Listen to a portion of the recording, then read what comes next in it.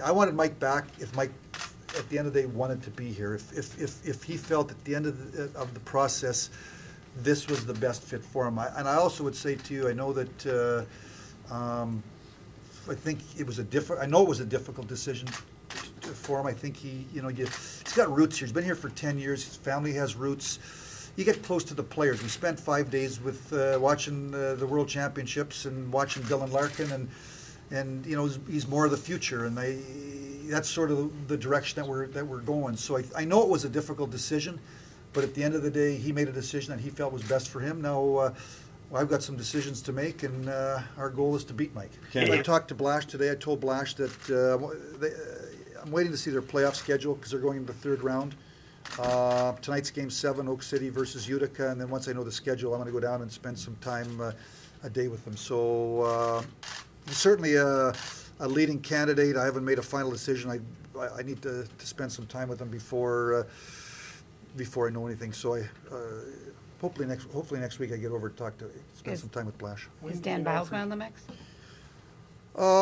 He's certainly a name. I haven't really had a chance to put some names together, but I've got my list is going to be short. It's going to be 2 or 3 names, but that's certainly a good.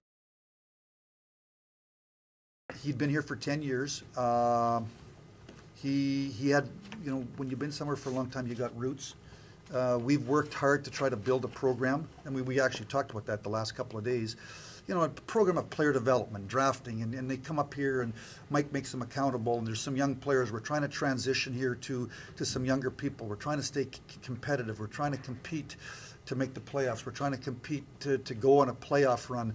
And I think when you put your heart and soul, we've worked together hand in hand, that these aren't easy decisions. If they were easy decisions, you probably had the wrong people in the first place. So, when I hired Mike Babcock, he had passion. He had a work ethic. He became a Red Wing.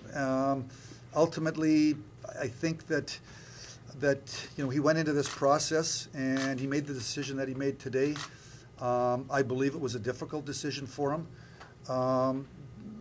not only to choose to go to Toronto, but also to choose to leave Detroit. But I know that he had some, a couple other teams that he talked to that were impressive as well. So I don't know how to handicap it, but I do know that it was a difficult decision. You talked about familiarity. How does that familiarity help Blashill?